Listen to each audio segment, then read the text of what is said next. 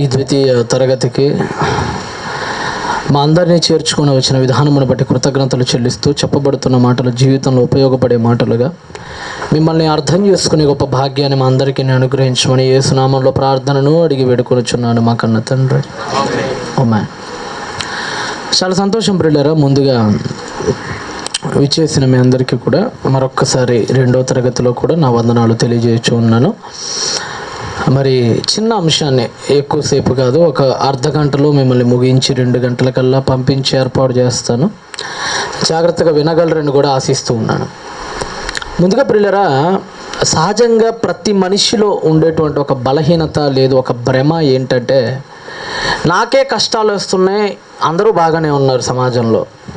సహజంగా అప్పుడప్పుడు మనకు వస్తూ ఉంటుంది, నాకెందుకు ఈ కష్టాలు వస్తున్నాయి, ఆడు బాగున్నాడు, ఈడు బాగున్నాడు, వాళ్ళెవరో బాగున్నారు, వీళ్ళెవరో బాగున్నారు, నేను మాత్రమే కష్టపడుతున్నాను, నేను మాత్రమే ఇబ్బందులు పడుతున్నాను అని ప్రతి మనిషి అనుకుంటాడు. మనం ఒక్కళ్ళమే కాదు.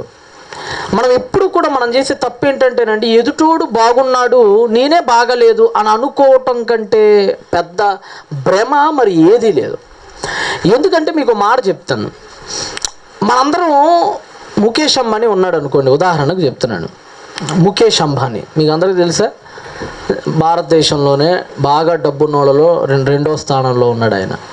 మొదట గౌతమ్ అదానీ, రెండోది ముఖేష్ అంబానీ. ఈరోజు ఆయన లేదంటే మన ఇంట్లో నిత్యావసరాలు కూడా జరగవు. ఈరోజు మీరు జియో ఫోన్ అంటున్నారు కదా, ఈ జియో ఫోన్ కూడా ఆయిందే. మీ ఇంట్లో వచ్చే గ్యాస్ కూడా ఆయిందే. మీరు కొట్టించుకునే పెట్రోల్ కూడా ఆయిందే. ఈ ప్రపంచంలో అతగాడు చేయని బిజినెస్ లేదు. అతని ఆస్తుల విలువ ఎంత అంటే, అతని ఆస్తుల విలువ, మీరు పొద్దున్నే 6 గంటలకు కారు వేసుకొని బయలుదేరాలి.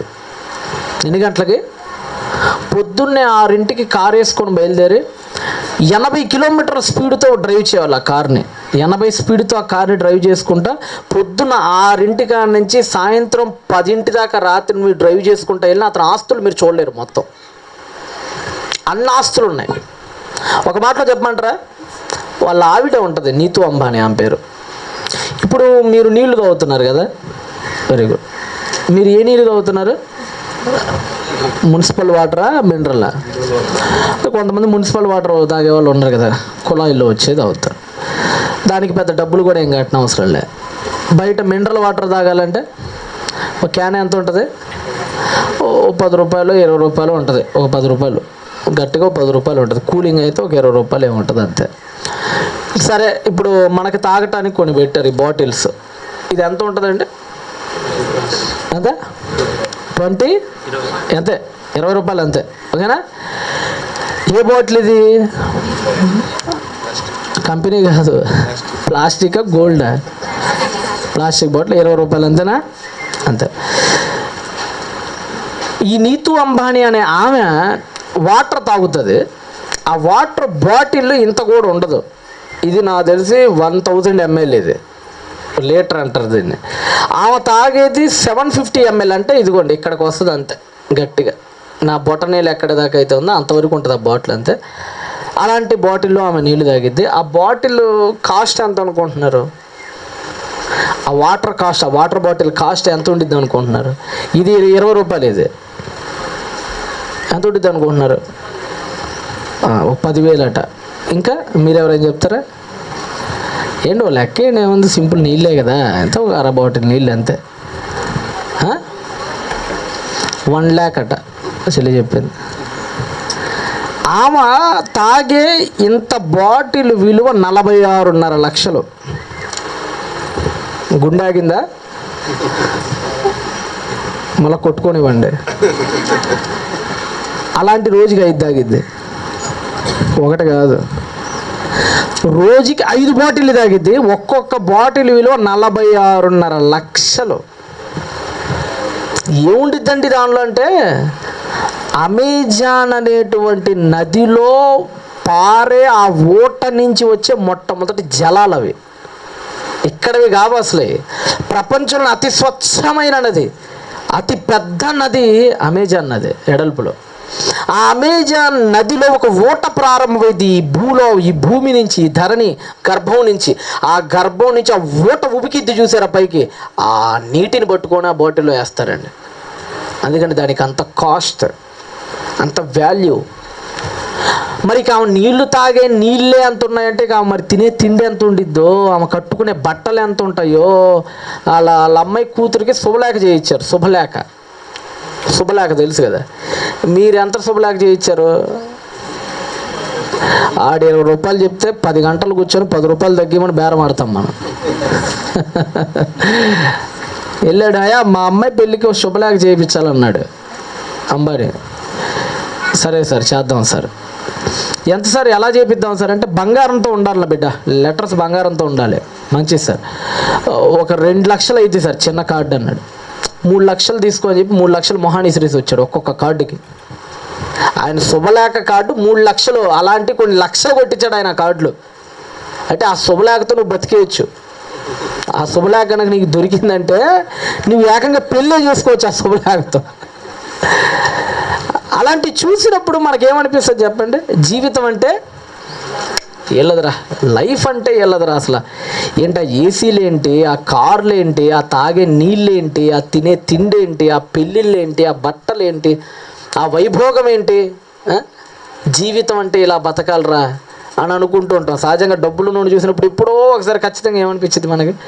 మన పేదరికాన్ని మనం జ్ఞాపకం చేసుకుని వాడు ఐశ్వర్యం మన జ్ఞాపకం వచ్చినప్పుడల్లా జీవితం అంటే వాళ్ళదిరా అబ్బాయి అనుకుంటారు మళ్ళీ చాలామంది.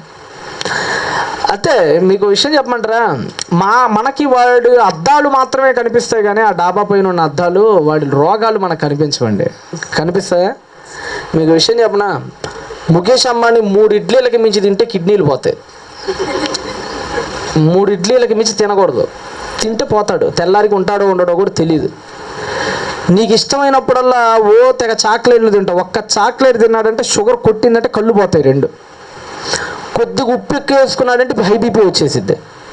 ఆయన తిండి ఏంటో తెలుసు, రోజు మధ్యాహ్నం గుప్పెడు అన్నం, ఎక్కువ కూడా తినకూడదు. రాత్రి 2 ఇడ్లీ, ఎక్కువ కూడా తినకూడదు. పగలు ఇన్ని మొలకలు, ఎక్కువ కూడా తినకూడదు. అంతే. ఇప్పుడు చెప్పండి, జీవితం అదే? ఆడేమనుకుంటాడు తెలుసా, పైనుంచి పూరి గుడుసులో శుభ్రంగా సద్దన్నంలో ఆవకాయ వేసుకొని నంచుకొని ఆ బద్ద నాకుతున్న నిన్ను చూసి అనుకుంటాడు జీవితం అంటే ఈడిదిరా అని ఆడనుకుంటాడు పైన. నువ్వేమనుకుంటావంటే జీవితం అంటే ఆడిదిరా అనుకో. వాడేమనుకుంటాడంటే జీవితం అంటే ఎందుకురా బాబు ఇన్ని కోట్లు, ఏం చేసుకోవడానికి, సుఖంగా తినడానికి ఇది కూడా లేదు, జీవితం అంటే ఆడిదిరా, హ్యాపీగా కడుపు నిండా తినమనుకున్నాడు, కంటి నిండా నిద్రపోతున్నాడు అనుకుంటా. ముఖేష్ అంబానీ కొడుకు ఉంటాడు తెలుసా, ఎంత ఉంటాడు అనుకున్నా, ఇదిగోండి ఈ బల్లంత ఉంటాడు. ఇక్కడి నుంచి మెట్లు దిగితే చచ్చిపోతాడు. అలివ్ క్యాన్సర్ అతనికి, ఆస్తమా. ఎంత ఆస్తమా అంటే 3 అడుగులు 3 స్టెప్స్ వేసాడంటే ఆ గుండెలో బ్లడ్ ప్రెషర్ ఎక్కువైపోయి ఊపిరాడికి చచ్చిపోతాడు. వాళ్ళకన్నీ రోగాలు, మీకు అర్థం కావట్లా. దేవుడండి ఎవరికి ఎంత పెట్టాలో అలానే పెడతాడండి. కాలువలు ఏరుకునే వాళ్ళకి ఏ షుగర్ ఉండదు. కాలువల్లో ఏరుకుంటూ ఉంటారు, చెత్త కాగితాలు ఏరుకుంటారు. వాడికి ఇప్పుడు కోవిడ్ రాదు, వాడు ఎప్పుడు బాగానే ఉంటాడు. నేను ఒకటి చూసేవాడిని అండి, వాడు లాక్డౌన్లో బాగున్నాడు, ఇప్పుడు బాగున్నాడు, వాడు ఎప్పుడు బాగానే ఉంటాడు. వాడు అంత బంగాళలో బతికి బాలసుబ్రహ్మణ్యం లేచిపోయాడు పైకి. పెద్ద పెద్దలు కోవిడ్ వచ్చిన వాళ్ళందరూ ఏమైపోయారు, కరోనా వచ్చిన వాళ్ళందరూ. బాలసుబ్రహ్మణ్యం చచ్చిపోయాడు. మొన్న మధ్య కర్ణాటక వెళ్ళాం, పునీత్ రాజ్ కుమార్ అట, అప్పుడే మేము ఆ రోజే సభ మంది బల్లరాలు, అప్పుడే చచ్చిపోయాడు ఆయన చచ్చిపోయాడు, ఇంకోటి చచ్చిపోయాడు ఊరేసుకొని. అంటే ఆయనకి ఎంత ఏజ్ అండి? 46 ఏళ్ళు అంట. 46 ఏళ్ళ వయసులో చచ్చిపోతున్నారు. వాళ్ళకి ఏ రోగాలు, అర్థం లేని రోగాలు, క్యాన్సర్లు కూడా, మందు లేని క్యాన్సర్లు వాళ్ళకి వచ్చే. గట్టిగా మాట్లాడాలండి. ఇప్పుడు నువ్వు చెప్పుకుని బిలియనీర్లందరికీ దేవుడు పెట్టిన శిక్ష ఏంటంటే, క్యాన్సర్లు వస్తే ఆ క్యాన్సర్లకు మందు కూడా ఉండదు కనీసం. కానీ నువ్వు ఎన్నిసార్లు పచ్చడి మెతుకులు తిన్నా నీకేం కాదు, నువ్వు ఎన్నిసార్లు ఆకలి పస్తులతో ఉన్నా నీకేం కాదు. మనకి బేసిక్గా దేవుడు వాడికి పెట్టాల్సిన రోగమే పెడతాడు, చిన్న చిన్నవి. కానీ పెద్దవాళ్ళకి ఏం పెడతాడు? డబ్బుకు తగ్గ రోగం ఉండిద్ది. కాబట్టి ఏంటంటే నువ్వు వాడిని చూసి వాడు బాగున్నాడని నువ్వు అనుకోవటం తప్ప అది నిజం కాదు. వాడు నిన్ను చూసి నువ్వు బాగున్నాడు అనుకుంటావు తప్ప అది కూడా నిజం కాదు. ఎవరికి ఉండాల్సిన కష్టాలు. ఒకసారి మోషే దగ్గరకు వచ్చారు ఇశ్రాయేలీలు అందరూ, 25 లక్షల మంది ఇశ్రాయేలు వచ్చన్నారు. మోషే, దేవుడు ఏదో పెద్ద గొప్పడు అంటున్నావు, దేవుడు ఏదో పెద్ద మంచోడు, ప్రేమస్వరూపి, ఆయన బాగా చూసుకుంటాడు, తల్లిలాగా ప్రేమిస్తాడు, తండ్రిలాగా ఆదరిస్తాడని చెప్తున్నావు కదా, ఇన్ని కష్టాలు మనకు వస్తుంటే దేవుడు పైనుండి ఏం చేస్తున్నాడనే ప్రశ్న వేశాడు. ఎవరికి? ద్వితీయోపదేశకాండంలో ఉంటుంది వాళ్ళ ప్రశ్నల పరంపర అంతా కూడా. ఏం మోషే, మనకి ఇన్ని కష్టాలు వస్తున్నాయి కదా, నీతిమంతులకి ఇన్ని కష్టాలు వస్తుంటే దేవుడు ఏం చేస్తున్నాడు పైనుంచి? మనకు కూడా అప్పుడప్పుడు వస్తుంటుంది ఈ డౌట్. మంచోళ్ళకే ఈ డైలాగ్ ఎక్కువ ఫేమస్ మనకి. మంచోళ్ళకే ఈడేందో పెద్ద మంచోడు, దేశాన్ని ఉద్ధరించేసినోడికి మళ్ళీ బిల్డప్ ఇస్తాడు. మంచోళ్ళకే కష్టాలు వస్తుంటాయండి, పాపాత్ములందరూ బాగానే ఉంటారండి అంటాడు. ఇంకొకడు అంటాడు, మంచోళ్ళకి ఇన్ని కష్టాలు వస్తుంటే మీ దేవుడు ఏం చేస్తున్నాడు పైనుంచి? కళ్ళు ఉన్నాయా మీ దేవుడు? కళ్ళు పోయినాయా? ఇంతమంది కష్టాలు వస్తుంటే, మంచోళ్ళ కష్టాలు వస్తుంటే ఏం చేస్తున్నాడు పైన? తీర్చేయాలి కదా ఈ కష్టాలు అని మనం కూడా అనుకుంటాం. ఈ ప్రశ్న మోషే దగ్గర కూడా వచ్చింది. అప్పుడు మోషే వాళ్ళకి సమాధానం చెప్తూ ద్వితీయోపదేశకాండం 32వ అధ్యాయంలో మంచి మాట అంటాడు. ద్వితీయోపదేశకాండము 32వ అధ్యాయంలో నాకు అన్నీ తెలుసురా అని 29వ వచనంలో మాట్లాడుతూ ఏమంటాడంటే, 32వ అధ్యాయము గట్టిగా మాట్లాడితే ఎక్కడికి వస్తారంటే 11కి రండి చెప్తా. 32:11 ద్వితీయ ఉపదేశ కాండం. పక్షిరాజు ఒకటే చెప్తుండే మోషే, మీకు దేవుడు అర్థం కావాలంటే పక్షిరాజు అర్థం కావాలి ముందు మీకని చెప్తున్నాడు. చదవండి మళ్ళీ 11 వచ్చి. పక్షిరాజు తన గూడు రేపి తన పిల్లల పైన అల్లాడుచు రెక్కలు చాపుకొని వాటిని పట్టుకొని తన రెక్కల మీద వాటిని మోయినట్లు యెహోవా వాణిని నడిపించును. యెహోవాని ఎవరితో పోలుస్తున్నాడు? గ్రద్ద. పక్షిరాజు అంటే అర్థం ఏంటి? డేగ, గ్రద్ద పేరుతో మనం పిలుచుకుంటుండే కదా. మృగరాజు ఎవరు? సింహం. మృగరాజు సింహం అయితే పక్షిరాజు ఎవరు? పక్షుల్లో రాజు ఎవరు? గ్రద్ద. మోషే చెప్తున్నాడు, దేవుడు మీకు అర్థం కావాలంటే, దేవుడి తత్వం మీకు అర్థం కావాలంటే మీకు గ్రద్ద గురించి తెలియాలి అని చెప్తున్నాడు. గ్రద్దకి దేవుడికి సంబంధం ఏంటండి? ఈ ప్రపంచంలో దేవుడికి మాత్రమే ఉండే కొన్ని లక్షణాలు గ్రద్దకు ఉన్నాయండి. మీకు భౌతికంగా అర్థం కావటానికి కొన్ని విషయాలు చెప్తా. ప్రవక్తలకు ఉండే గుణం గ్రద్ద సొంతం. ప్రవక్తలకి మాత్రమే ఉండే కొన్ని లక్షణాలు. ఉదాహరణకి గ్రద్ద గూడు ఎక్కడ కట్టుకునేది చెప్పండి? అది ఎక్కడ? కొండ. యోబు గ్రంథం తీయండి, మంచి మాట ఉంటుంది, అది కూడా చూసుకుందాం. యోబు గ్రంథం చూసుకొని ఎడకొద్దాం. యోబు గ్రంథం 39వ అధ్యాయం తీయండి. మనందరం కూడా మన గ్రంథాలు ఓపెన్ చేసి 39వ అధ్యాయం 26 చదవండి. 26, 39, 26. డేగని జ్ఞానము చేత ఎగురు నా దేవుడు అంటున్నాడు మోషే. అదే యోబు, అన్నీ తెలుసు అంటున్నావు కదా నువ్వు. యోబు గారు ఈ సొలొమోన్ తర్వాత అతిపెద్ద గొప్ప జ్ఞానం ఎవరు? సొలొమోన్ తర్వాత యోబే బైబిల్లో. ఎందుకంటే భూమి తిరుగుతుందని చెప్పాడు, భూమి వేలాడుతుందని చెప్పాడు, భూమి లోపలికి పోతే అగ్నిమయమై ఉండిద్దని చెప్పాడు, గాలికి బరువు ఉందని చెప్పాడు. ఎన్ని చెప్పాడండి? చాలా చెప్పాడు. ఎవరు? యోబు గారు. యోబు అనుకుంటున్నాను నాకు అన్నీ తెలుసు, నాకు ఈ ప్రకృతి గురించి అంతా తెలుసు అనుకున్నప్పుడు దేవుడు సవాల్ చేశాడు. అంతా తెలుసు అంటున్నావు కదా, నీకు దమ్ము ఉంటే డేగ గురించి చెప్పన్నాడు. ఎవరిని? చదవండి ఏమన్నాడు? 39వ అధ్యాయం 26. డేగ నీ జ్ఞానము చేతనే ఎగురుతుందా? అది నీ ఆజ్ఞ వలననే తన రెక్కలు దక్షిణ దిక్కుకు చాచునా? పక్షిరాజు నీ ఆజ్ఞకు లోబడి ఆకాశ వీధికెక్కునా? తన గూడు ఎత్తైన చోటన కట్టుకొనునా? అది రాతి కొండ మీద నివసించును, కొండ పేటు మీదను ఎవరూ ఎక్కజాలని ఎత్తైన చోటను గూడు కట్టుకుని. ఎక్కడ గూడు కట్టుకునిద్దట? యోబు గారికి దేవుడు విసిరిన సవాల్ ఏంటంటే, నీకు దమ్ముంటే యోబు గ్రద్ద గురించి నీకేం తెలుసో నాకు చెప్పన్నాడు. సౌండ్స్ లేవు ఎవరికి? No answers. చాలా వాటికి ఆన్సర్స్ చెయ్యగలిగాడు కానీ గ్రద్ద గురించి వచ్చినప్పుడు సైలెన్స్ అయిపోయాడండి. ప్రపంచంలోనే 2వ అతిపెద్ద జ్ఞాని. విషయం చెప్పమంటారా? సొలొమోనుకు కూడా తెలియదు డేగ గురించి. సొలొమోను కూడా సొలొమోన్ అంటే నాకు అన్నీ తెలిసినాయి, ఒక్క డేగ గురించి తప్ప అని చెప్తాడు సొలొమోన్. అది కూడా చూడండి సామెతల గ్రంథంలో. ఎలాగో వచ్చారు కదా ఇక చూడదాం. సామెతల గ్రంథానికి రండి. ఇందాక మీరు చదివినటువంటి అదే సామెతల గ్రంథానికి రండి. సామెతల గ్రంథం 30వ అధ్యాయం, అదే 30వ అధ్యాయానికి వచ్చి 18 చదవండి. 30, 18 సామెతలు. సామెతలు 18 అదే 30:18. నా బుద్ధికి మించినవి 3 ఉన్నాయి, అసలు ఎన్నో గ్రహించిన నేనే గ్రహించలేనివి 4 ఉన్నాయి. అవేంటంటే టాప్ 1 ఏంటంటే నాకు అర్థం కాంది, అంతరిక్షమున పక్షిరాజు జాడ. అటు యోబుకి అర్థం కాలేదంట దీని గురించి, అటు సొలొమోనుకి అర్థం కాలేదంట దీని గురించి. ఇక మీరే ఆలోచించండి. గ్రద్ద గూడండి కొండ పైన కట్టుకునిద్ది. ఎక్కడ? ఏమన్నా అర్థమైందా మీకు? కొండ పైన కట్టుకునిద్ది అంటే మీకు వెంటనే బల్బ్స్ వెళ్ళగాల. బైబిల్ బాగా చదివితే ఎక్కడికక్కడ వెలిగిపోతుంటాయి బల్బ్స్. చెప్పే కొద్దీ మీకు ఆన్సర్ అర్థమైపోవాలి. ప్రవక్తలు ఇల్లులు ఎక్కడ కట్టుకుంటారు చెప్పండి? ఎలీషా ఇల్లు ఎక్కడ ఉండిద్ది? ఎలీషా ఇల్లు కర్మెలు పర్వతం పైన ఉండిద్ది.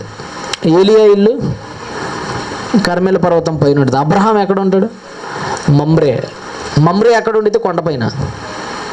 మమ్రే చాలా ఎత్తైన ప్రాంతం. మమ్రే పైకి ఎక్కామంటే ఒక పెద్ద బిల్డింగ్ ఎక్కినట్టే ఉండేది, అంత ఎత్తులో ఉండిద్ది. ప్రవక్తలు, పితరులు అందరూ కూడా తమ ఇళ్ళని కొండల పైనే కట్టుకునేవాళ్ళు. కింద తొందరపడి కట్టుకోరు. లోతు బుద్ధి తక్కువ పనిచేశాడు సొదొమోకి వెళ్ళి. అబ్రహాము ఎత్తైన ప్రాంతం ఎంచుకున్నాడు, మమ్రే ఎంచుకున్నాడు అబ్రహాం. ఎందుకంటే అది ఎత్తుగా ఉంటుంది. ఒక ఎలీషా కానీ, ఒక ఏలియా కానీ, ఒక మలాకీ కానీ, ఎందరో ప్రవక్తలు కానీ, ఒక అబ్రహాం గారు కానీ, వీళ్ళందరూ ఇల్లులు కొండల పైన ఉంటాయి. గ్రద్ద కూడా ఎక్కడ కట్టుకునేదట గూడు? అంటే ఎవరి లక్షణాలకు దగ్గరగా ఉంది దీని లక్షణం? దేవుడు కూడా అంతే కదా. దేవుడు కూడా సంఘాన్ని కూడా దేవుడు ఎక్కడ కడతానన్నాడు? పర్వతము శిఖరం పైన కడతానన్నాడు. దేన్ని?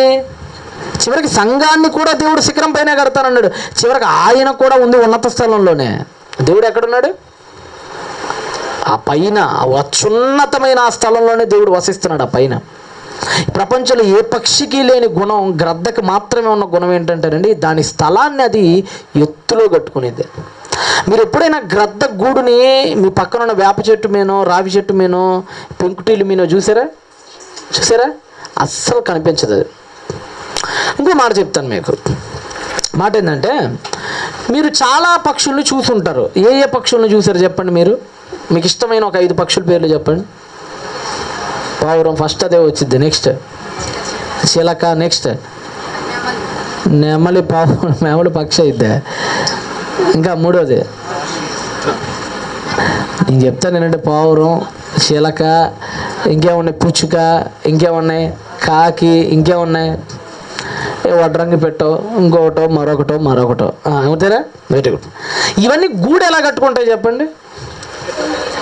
గూడు చిన్న చిన్న కర్రలు ఏరుకుంటాయి. నెక్స్ట్ నెంబర్ 2, గడ్డి పీచులు ఎక్కడైనా ఉంటే, జమ్ము గడ్డిని ఉంటే అవి తీసుకెళ్తాయి. నెంబర్ 3, కొబ్బరి పీచులు ఎక్కడైనా ఉంటే కొబ్బరి పీచులు తీసుకెళ్తాయి. నెంబర్ 4, దూది పింజలు ఎక్కడైనా కనపడితే దూది పింజలు కూడా తీసుకెళ్ళి పెట్టుకుంటాయి. అంతేనా? ఎలా కట్టుకుంటే మెత్తగా ఉండిద్దా, గట్టిగా ఉండిద్దా? మీరు కూడా మీ బెడ్లు ఎలా ఉన్నాయి? మెత్తదనం పెరగాలంటే రేటు బాగా పెట్టాలి. అంతేనా? మొన్న ఏదో చూసాను, హీరోయిన్ కూడిందంట, ఆ బెడ్ 30 కోట్లు అంట. ఏమమ్మా లోపల ఏమన్నా బంగారం పెట్టారంట? లేదంట, మెత్తని దూది పెట్టారంట. అంతే, స్ప్రింగ్స్ పెడతారు అంతే టెక్నికల్గా. అంటే మెత్తదనం ఎక్కువ కావాలంటే డబ్బు కూడా ఎట్లా పెట్టాలి? ఈ ప్రపంచంలో నువ్వైనా, పక్షి అయినా, ఏదైనా గూడు మెత్తగా ఉండేటట్టు చూసుకునేది. కొబ్బరి పీచుతో, దూది పింజలతో, జమ్ము గడ్డితో, చిన్న చిన్న పుల్లల్ని బేస్ చేసుకొని కట్టుకుంటుంది. కానీ గ్రద్ద గూడు ఎలా కట్టిద్దో తెలుసా? గ్రద్ద గూడు గాజు పెంకులతో కట్టిద్ది. గాజు పెంకులు, ముళ్ళులు, మేకులు, షార్ప్గా పదునైన కత్తుల్లాంటి కర్రలతో పట్టుకునేది అది గూడు. మీరు గ్రద్ద గూడు దగ్గరికి వెళ్తే చేతుల నుంచి రక్తం కారిపోతుంది. గూడు పట్టుకుంటే రక్తం వచ్చింది మీకు. అన్ని గాజు పెంకులు ఉంటాయి చుట్టూరు. ఎక్కడ మందు తాగి బీర్ సీసాలు పగలగొట్టేసారు. ఇదే ఏం చేసిద్దంటే, మందు తాగుబోతే వాళ్ళు ఉంటారు కదా, అక్కడ పగలగొట్టి వెళ్ళిపోతారు కదా వాళ్ళు, ఆ బీర్ సీసాలు, ఆ మొక్కలు తీసుకెళ్ళిద్ది అది. ఎక్కడైనా వడ్రంగి పనులు చేసిన తర్వాత మిగిలిపోయిన మేకులు ఉంటాయి కదా, ఆ మేకులు తీసుకెళ్ళిద్ది అది పైకి. గులాబీ ముళ్ళులు ఉంటాయి కదా, ఆ ముళ్ళ కంప తీసుకెళ్ళిద్ది, ముళ్ళ కంపది పైకి. ఎక్కడైనా చిన్న చిన్న సూదులు లాంటివి కనపడి తీసుకెళ్ళిపోద్ది అక్కడికి. ఏదైనా కర్ర మొక్కలు ఉన్నాయి అనుకోండి, దాని ముక్కుతో బాగా చాకుగా బాగా అంటే తగలంగానే రక్తం వచ్చేయాలన్నమాట. టచ్ చేస్తే రక్తం వచ్చేయాలి స్కిన్ నుంచి. అలాంటి వాటితో గూడు కట్టి వాటి మీద గుడ్డు పెట్టిద్ది అది. అర్థమైందా? ఇవన్నీ చూసి మైండ్ బ్లాక్ అయిందండి జనాలకి. ఏంట్రా అసలు ఇదేంటి, మేకులతో ఇల్లు కట్టుకునేది ఏంటి, గాజు పెంకులతో ఇల్లేంటి, ముళ్ళులతో ఇల్లేంటి, ఇంత కఠినంగా ఉందేంటిది. 16వ శతాబ్దం వరకు ఏమనుకునే వాళ్ళంటే గ్రద్ద క్రూరురాలైన పక్షిగా చూసేవాళ్ళు గ్రద్దని. ఎలా క్రూరురాలు, ఎక్కడైనా బిడ్డని మెత్తటి బిడ్డల మీద పడుకోబెడతారు, ఇదేంటి గుడ్లు వాటి మీద పెడుతుంది అని చాలా దారుణంగా చూసేవాళ్ళండి గ్రద్దను. అందుకని సొలొమోనుకు అర్థం కాల, నా బుద్ధికి మించిపోయింది అన్నాడు. అందుకనే అసలు నా బుద్ధికి మించిపోయింది, అసలు నాకు అర్థం కావట్లేదు, అసలు ఇది ఏం చేస్తుందో అన్నాడు. దేవుడు కూడా అన్నాడు, నీకు దమ్ముంటే డ్యాగ్ గురించి చెప్పి నీకేం అర్థమైందో అన్నాడు. అందుకని యోబుని డ్యాగ్ గురించి ఎవ్వరికి అర్థం కాదు, ఈ ప్రపంచంలోనే ఎవరికి అర్థం కాల. అది కట్టే ఆ గూడును చూసి వణుకు పుట్టింది ఒక్కొక్కడికి. ఆ గూడును చూస్తేనే భయం వేసేసేది, ఇంతగా పెట్టేసేసిద్దండి. ఇంతలా ముళ్ళులు మేకులు సమస్తం అగ్గి గాజు పెంకులు అవన్నీ పెట్టేసి ఏం చేసిద్దంటే ఇంతంటే ఇంత జస్ట్ కొద్దిగా రవ్వంత గడ్డిని తీసుకెళ్ళి మధ్యలో పెట్టింది, దానిపైన గుడ్డు పెట్టిద్ది. ఎందుకో చెప్తాను జాగ్రత్తగానండి, వెరీ గుడ్. ఇప్పుడు గుడ్డు ఒక 2 నెలలు దానికి గుడ్డు పొదిగిన తర్వాత చిన్న గ్రద్ద పక్షి పిల్ల వచ్చిద్ది, పైకి వచ్చిద్ది. అది బయటికి వెళ్ళి వేలాడి చిన్న చిన్న వానపావుల్ని వాటిని వీటికి తీసుకొని వచ్చి దీనికి మేతలా పెట్టిద్ది. ఇది పెరిగిద్ది, ఒక 2 నెలలు వస్తుంది. ఇప్పుడు సహజంగా ఒక ఏజ్కి వచ్చిన తర్వాత ఏదైనా సరే పక్షి ఏం చేయాలి, ఇక తల్లి మీద ఆధారపడటం మానేసి తనంతట తనను తానే పోషించుకోవాలి. మనం కూడా అంతే కదా, 20 ఏళ్ళు పోషిస్తారు కొడుకునైనా సరే, మనమే మనుషులమైనా అంతే. 20 ఏళ్ళు 22 ఏళ్ళు చదివిపిస్తారు తల్లిదండ్రులు. తర్వాత ఏం చేస్తారు, జీవితాంతం పెడుతుంటారు కూర్చొని, అరే ఇక నా పని అయిపోయిందిరా, నీ కాళ్ళ మీద నువ్వే నిలబడు, మాకు కూడా ఒక ముద్ద నువ్వే అన్నం పెట్టని వాడిని ఉద్యోగాన్ని సాగనంపుతారు. ఇంకా ప్రపంచంలో ఏదైనా అంతే. మీ పిల్లల్ని వాళ్ళు ప్రాకుతూ ఉంటారు కదా చిన్నప్పుడు, వాళ్ళు లేచి నిటారుగా నిలబడాలంటే ఏం చేయాలి చెప్పండి? ఏం చేస్తారు, మీరేం చేస్తారు? మీ పిల్లలు నడవటానికి మీరు ఏం చేశారు?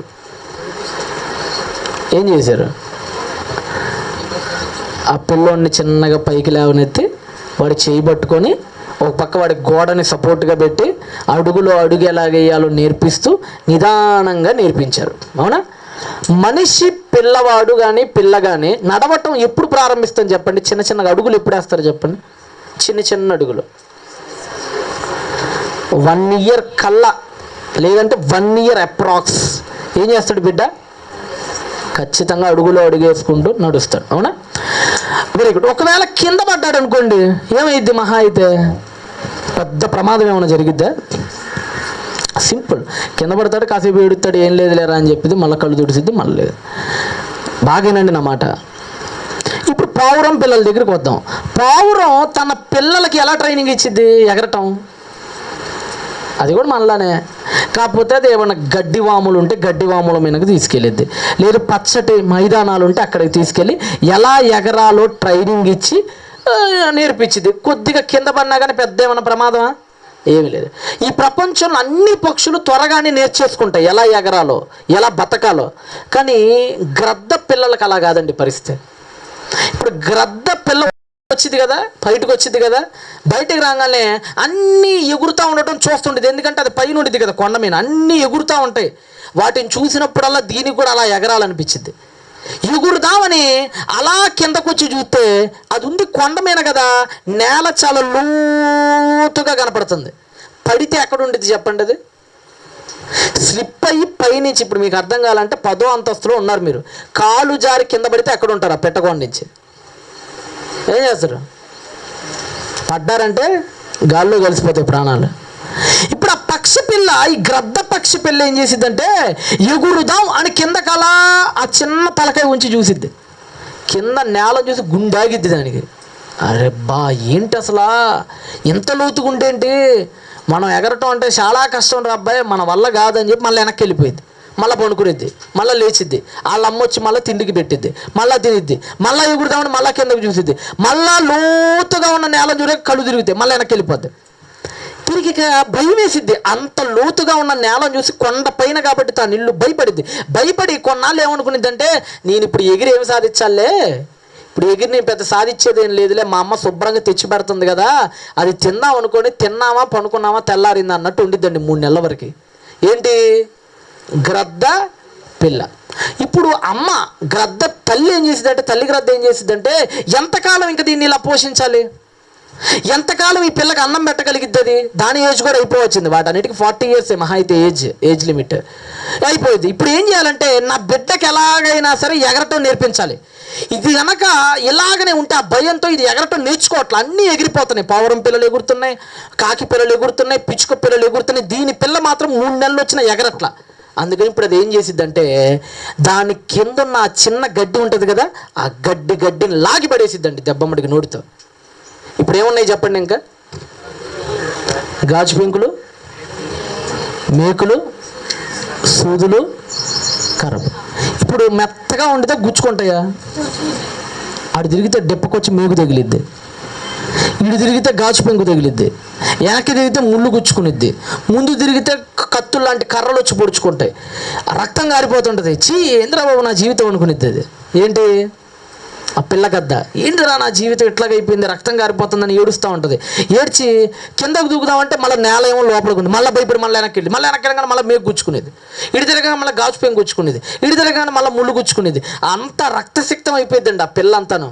ఇక ఒకటే అనుకునేది, బతికితే బతుకుదాం, చస్తే ఇక్కడ ఈ మేకులు గుచ్చుకొని ఆ గాజు పెంకులు గుచ్చుకొని రక్తం గారుతా రోజు ఆపసోపాలు పడటం కంటే ఒక్కసారి దూకి చచ్చిపోవటం మేలని చెప్పి అక్కడి నుంచి ఒక్క దూకిద్దండి ఆ కొండ మీద నుంచి. అది పల్టీలు కొట్టుకుంటా ఆ గాల్లో అమ్మ బాబోకి నేను చచ్చిపోయాను రాని కిందకు వచ్చే లోపల జానడంత ఎత్తులో తల్లి గద్ద పైనుంచి ఎగురుకుంటా వచ్చి ఈ పిల్ల గద్దను అలా నోటితో పట్టుకొని రెక్కల మీద వేసుకొని మళ్ళా పైకి వెళ్ళి మళ్ళీ గూళ్ళో పెట్టిద్ది.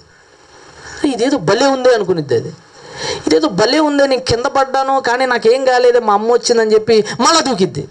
మళ్ళీ దూకగానే మళ్ళా గద్ద వచ్చి మళ్ళీ పట్టుకొని మళ్ళీ గూడు మీద పెట్టిద్ది. దీనికి ఒక ఆటలాగా ఉండిద్ది దానికి. ఏంటది? ఇప్పుడు నువ్వు కూడా అంతే కదా, నీ బిడ్డకు అందకుండా ఏదైనా పెట్టేవాడు మళ్ళీ వెళ్తాడు, మళ్ళీ పడేస్తాడు, మళ్ళీ తీసుకెళ్ళి మళ్ళీ పెడతావు కదా. అలాగనే దానికి ఒక ఆట.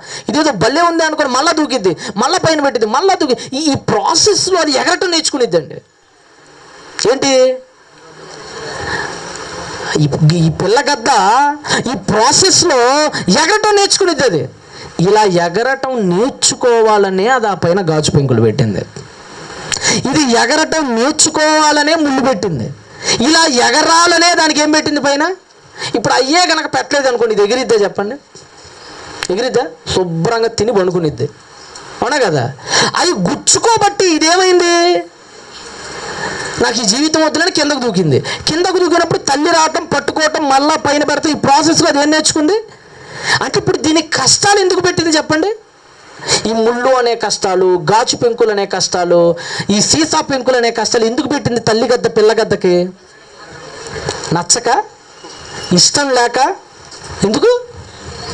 బాగుపడాలని, బ్రతుకులో నిలబడాలని, అనుభవాలు నేర్చుకోవాలని. మోషే కూడా అదే అంటున్నాడు, రే మీకు గ్రద్ద గురించి తెలిస్తే నా దేవుడు ఎవరో మీకు అర్థమవుతాడు రా అన్నాడు.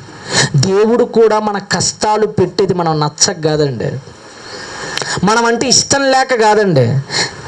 దానికి ఎలాగైతే గాజు పెంకులు అనే కష్టాలు పెట్టాడు, మనకు అప్పులు అనే కష్టాలు ఉంటాయి, రోగాలనే కష్టాలు ఉంటాయి, దరిద్రత అనే కష్టం ఉంటుంది, దౌర్భాగ్యత అనే కష్టం ఉంటుంది. ఈ కష్టాలన్నీ దేవుడు మనకెందుకు పెడుతున్నాడంటే, మనం కూడా ఎగరటం నేర్చుకోవాలి. ఎగరటం నేర్చుకోవటం అంటే అనుభవ పాఠాలు నేర్చుకోవాలి. మనం ఎవడైనా ఒకడికి ఒక 100 రూపాయలు ఇచ్చావు, వాడు నీకు తిరిగి ఇవ్వాలా, ఇస్తానని చెప్పి మోసం చేశాడు. బుద్ధి ఉంటే నువ్వు ఇంకెవరికైనా అప్పిస్తావా? నీకేం నేర్పించాడు వాడు? ఇప్పుడు ఎవరిని నమ్మకు. ఇప్పుడు నీకు ఈ పాఠం నువ్వు ఎలా నేర్చుకున్నావు? ఒకసారి దెబ్బ పడబట్టే నేర్చుకున్నావు అనట కదంట. మనం చాలా వరకు నేర్చుకునేది మన పాత అనుభవాల నుంచే మనం నేర్చుకుంటామండి, అవునా? ఖచ్చితంగా. ఒక రోడ్లో మనకు ఒకసారి దెబ్బ తగిలినప్పుడు రెండోసారి ఆ రోడ్లో మనం ఎలా వెళ్తాం? జాగ్రత్తగా ఒళ్ళు దగ్గర పెట్టుకొని. దేవుడు కూడా మనకి కష్టాలు ఎందుకు పెడుతున్నాడంటే, నువ్వు జీవితంలో నిలబడటానికి, ఏదైనా ఒకటి సాధించటానికి, మంచి ఏంటో చెడు ఏంటో తెలుసుకోవటానికి పెడుతున్నాడు మనకి కష్టాలు. మళ్ళా చదవండి, ద్వితీయోపదేశకాండం మళ్ళా చదవండి, ముగించేసుకుందాం. ద్వితీయోపదేశకాండం 32వ అధ్యాయము 11వ వచనం మళ్ళా చదవండి. దేవుడి గురించి చెప్తున్నాడు. పక్షిరాజు తన గూడు రేపుతుంది అంటే ఆ చిన్న గడ్డి పూసలను రేపేస్తుంది. రేపి తన పిల్లలు దూకేటప్పుడు అల్లాడిదంటే పర్యవేక్షిస్తుంటుంది, పైన కింద పడితే పట్టేసుకుందామని అల్లాడుచు రెక్కలు చాపుకొని అది కింద పడిపోతుంది అని అనంగా వాటిని పట్టుకొని తన రెక్కల మీద వాటిని మోయినట్లు యెహోవా వానిని నడిపించును. కాబట్టి నాయనా, పిల్లగ్రద్ద పిల్లలకి ఎందుకు తల్లి గద్ద కష్టాలు పెడుతుందంటే ఇది ఎగరటం నేర్చుకోవాలని. మనకి దేవుడు ఎందుకు ఈ కష్టాలు పెడుతున్నాడంటే మనకి బతకటం ఏంటో అర్థం కావాలని, నేర్చుకోవాలని. కాబట్టి పిల్లరా, కష్టాలు వచ్చినప్పుడు దేవుడిని తిట్టుకోమాకండి. దేవుడు అండి కొన్ని మనం అనుకున్నవి మనకివ్వడు. కొంతమంది మగపిల్లడు కావాలనుకుంటారు, వాళ్ళకి ఇవ్వడు. కొంతమందికి రోగం తగ్గాలనుకుంటాడు, ఇవ్వడు. దేవుడు ఎన్నిసార్లు అడిగినా మన పౌలు గారికి ఇవ్వాల. ఏమన్నాడు పౌలు గారు? ముమ్మారు ప్రార్థన చేశాడట. ఏం పోవాలని? ముళ్ళు పోవాలని. చివరికి ఏమైంది? తీసాడా దేవుడు? నా కృప నీకు జాలనేసాడు, అంతే. దేవుడు కొన్ని తీడు, కొన్ని నీకు ఇవ్వడం. నీకు అర్థం కావాలంటే ఒక మాట చెప్తా. ఇంట్లో నీ బిడ్డ ఉన్నాడు, పాకుతూ ఉన్నాడు, వాడికి కత్తి కనపడింది. ఆ కత్తి అంటే వాడికి ఇష్టం, వాడు దాన్ని ఆడుకోవాలని చూస్తున్నాడు. నువ్వు ఇస్తావా? కత్తిని అడిగితే ఏం చేస్తావు? కత్తిని ఇస్తావా? అంత ఎత్తులో పెడతావా? వీడు ఉండేది ఎంత అయితే అది అంత ఎత్తులో పెడతామా? ఎందుకు? వాడికి ఎందుకు ఇవ్వట్లా నువ్వు? అది వాడు పిల్లోడు, వాడికి తెలియదు. దాని ద్వారా వాడు చాలా నష్టపోతాడు కనుక అది కనుక దేవుడు అంతేనండి. కొన్ని సంబంధాలు పోయినాయి అనుకోండి, కొంతమంది ఏడుస్తూ ఉంటారు. నేను క్లియర్గా చెప్తా, కొంతమంది తమ్ముళ్ళు ఏదో పెద్ద ఇదేదో సాధించేసినట్టు అమ్మాయి దూరం అయిపోయింది. ఎందుకు ఏడవటం? ఎందుకు? అది దరిద్రమేమో, అందుకనే దేవుడు తీసేసాడు. ఎందుకు బాధపడతా? ఆడెవడో పోయాడు, నీవెందుకు ఆత్మహత్య చేసుకోవటం? నీకు భవిష్యత్తు తెలియదు. మనకి భవిష్యత్తులు తెలియవండి. ఏది జరిగినా మన మంచికే అనుకోండి, అంతే. ఏమనుకుంటారు? ఏదైనా జరగనియండి, అది మన మంచికే. ఒక ఉదాహరణ చెప్పి ముగిచ్చేస్తాను మీకు. ఒకరోజు రాజు మంత్రి ఇద్దరు ఉన్నారట. రాజుగారు వేటకెళ్ళాడు ఒకసారి, జింకను వేటాడటానికి. అలా బాణం వేసేటప్పుడు ఈ బొట్టనీళ్ళు మొత్తం కింద పడిపోయిందండి. ఆ రాసుకొని బొట్టనీళ్ళు మొత్తం తెగిపోయి రక్తం గారిపోతుంటే పసుపొద్దుకొని మొత్తం చుట్టేసుకున్నాడట. చుట్టేసుకొని ఈ వచ్చే సింహాసనం మీద కూర్చొని బాధపడుతున్నాడు. అరే ఎంత పని జరిగిపోయిందని ఏడుస్తూ కంగారు ఎత్తిపోతూ మైండ్ పట్టుకొని కొట్టుకుంటున్నాడు. ఏంటి ఇలా జరిగిందని. పక్కన మంత్రి గారు పక్కన నవ్వాడంట. ఏం చేశాడు?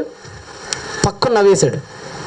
కోపం వచ్చేసిందండి. మీకు కూడా దెబ్బ తగిలినప్పుడు ఏమొచ్చింది? పక్కన నవ్వితే ఏంద్రా నవ్వేమన్నాడు. అయ్యో ఏం లేదండి, సారీ అండి, క్షమించండి అన్నాడు. నాకు చాలా మెంటల్గా ఉంది నాకు ఇప్పుడు, నువ్వు ఎందుకు నవ్వావో చెప్పు, లేదంటే అయిపోతావని చెప్పాడు. ఏం లేదులేండి రాజుగారు, ఎందుకు ఏడవటం, జరిగిపోయిన దాని గురించి అనవసరం కదా మనం బాధపడి, ఏది జరిగినా మనం మంచికి అనుకోండి అన్నాడంట. రాజుగారికి పిచ్చ కోపం వచ్చేసిందండి. ఏరా, నేను బొటనీలు తెగి ఏడుస్తుంటే ఇది తెగటం నా మంచిగా అంటావా? సరే అలానే ఉండరా అని చెప్పి సైనికులారా ఇటు రండి అన్నాడు. చప్పట్లు కొట్టి వచ్చారు. ఈయన్ని దుల్లగా కొట్టి, కొరడాలు పెట్టి కొట్టి, మెడబట్టుకొని బయటికి గెంటేయండి అన్నాడు. శుభ్రంగా వాళ్ళందరూ కలిసి బట్టలను ఓడదీసి పిడిగుద్దులు గుద్దాడు మీద గేటుకి అవతల ఇసిరేదో పిలిచాడు మంత్రి. రే మంత్రి ఒక మాట ఇట్రా అన్నాడు. ఏంటయ్య గారు అన్నాడు.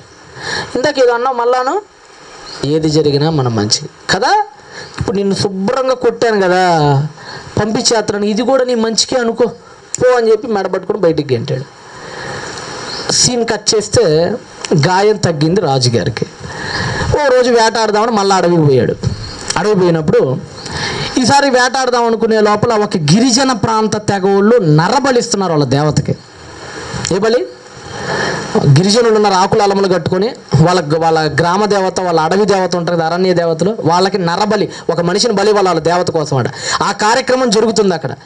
ఎవడో ముందుకు వస్తాడు అంటున్నప్పుడు ఎవడు చెయ్యి ముందుకు రాట్లా, నేను బలవుతానని ఎవడు ముందుకు రాట్లా. ఈ లోపల జింక దొరికాడు ఈ రాజు. ఎవరికి? అబ్బా సరైన సమయంలో వీడు దొరికాడు అని చెప్పి ఈయన పట్టుకొని 2 పీకి రాజుని దగ్గరకు లాగాడు. ఎందుకంటే వాళ్ళూరికి రాజు, వీళ్ళూరికి కాదుగా, 2 పీకి మెడ మీద పట్టుకొని లాగి శుభ్రంగా బట్టలన్నీ తీసేసి పసుపు రాసేసి అక్కడ పనుకోబెట్టి పూజలు మంత్రాలు అవన్నీ చేసి ఒక పంతుడు కత్తెత్తి ఆ పీకని తెగ నరికే లోపల పెద్ద పంతులు ఆగండి రా అన్నాడు. ఒక దెబ్బకి వీడి గుండాకి మళ్ళీ కొట్టుకోవడం స్టార్ట్ అయింది. ఏంది సార్ ఇంత మాట అన్నారు, అమ్మాయ అనుకున్నాడు. వీడు పనికి రాడరా బలికి, ఈయన పక్కన పెట్టేయండి అన్నాడు. అదేంటండి ఎందుకు పనికిరాడు సార్, ఎవడు ముందుకు రావట్లే, వీడు బలి దొరికాడు, ఈయన బలిస్తే అయిపోద్ది కదా అన్నాడు. మన దేవతకు అవయవ లోపం ఉన్నవాడు బలిగా పనికిరాడు, వీడికి బొట్టన వెళ్ళేది, వీడు పనికిరాడు, మన దేవత అంగీకరించదు, ఈయన పక్కన పడేయండి రా అన్నాడు. అమ్మయ్యా, ఇప్పుడు బొట్టనేళ్ళు పోవటం ఏమైంది వీడికి? ఇదే పోకపోతే వీడు పోయేవాడు. వెళ్ళాడు, రాజ్యం దగ్గరికి వెళ్ళాడు, మంత్రిని పిలిపించాడు. మంత్రి, నువ్వు చెప్పింది నిజమేనాయా, ఏదైనా మన మంచిగా అన్నావు, కరెక్టేనాయా బాబు అంటే మళ్ళీ నవ్వాడు మంత్రి. మళ్ళీ ఎందుకు నవ్వేవరా అన్నాడు. మీరు ఎల్లగొట్టడం నాకు మంచిదే అయింది, మీరు కనుక ఎల్లగొట్టకపోతే మీతో పాటు నేను కూడా వేటకు వచ్చేవాడిని, మీరు కాబట్టి బొట్టనే లేదు బతికిపోయారు, వీళ్ళు నన్ను బలిచ్చేవాళ్ళు, నన్ను మీరు ఎల్లగొట్టి మంచి పని అయిందండి అన్నాడు. అంటే బొట్టనేలు పోవటం రాజుగారికి మంచిదైంది, మంత్రిని ఎల్లగొట్టడం మంత్రికి కూడా మంచిదే. కాబట్టి ఏది జరిగినా ఒకటే, అబ్బాయి అమ్మాయికి మిస్ అయినా, అమ్మాయి అబ్బాయికి మిస్ అయినా, దేవుడు అండి ఎవరిని కలపాలో వాళ్ళని కలుపుతాడు, ఏది చేయాలో అది చేస్తాడు. దేవుడి మీద మీ భారాన్ని వదిలేయండి. జీవితంలో ఏది జరిగినా, యోసేపు అమ్మివేయబడటం యోసేపుకి మంచి జరిగింది కదా. యోసేపుని అన్నలు అందరూ కలిసి అమ్మేశారు, ఏం జరిగింది, నష్టపోయాడా? చివరికి సీన్ కట్ చేస్తే ప్రధానమంత్రి అయ్యాడు. అలా అయ్యాడంటే అమ్మేయబట్టే కదా, ఇక్కడి నుంచేగా ప్రారంభమైంది అతని మెట్టు. కాబట్టి ఎప్పుడైనా సరే మనకి కీడు జరిగినప్పుడు మంచికి అనుకోండి తప్ప దేవుణ్ణి తిట్టడానికి ప్రయత్నించకండి. గ్రద్ద ఎలాగైతే కష్టాలు పెడతాం, దేవుడు మనకి కష్టాలు పెడతాడు. ఎందుకంటే ఇదిగో నువ్వు ఇలా డెవలప్ అవ్వాలంటే, పైకి రావాలంటే నీకేముండాలి? కష్టాలు ఉండాలి. కళ్ళు మూసుకోండి, కరెక్ట్గా 2 గంటలైంది, ప్రార్థన చేసుకుందాం. పరిశుద్ధుడ, ప్రేమ నమ్మకము కలిగిన మా కన్న తండ్రి నాయన, మీ పిల్లల్ని జ్ఞాపకం చేసుకొని దీవించి ఆశీర్వదించి మధ్యాహ్నం జరగబోయే తరగతికి మళ్ళీ మీ బిడ్డలందరినీ క్షేమంగా తోడుకొని వచ్చి దీవించి ఆశీర్వదించమని యేసునామములో ప్రార్థనని అడిగి వేడుకొనుచున్నాను మా కన్న తండ్రి. అమ్మాయి చాలా సంతోషం. పిల్లరా, ఒక చిన్న మాట.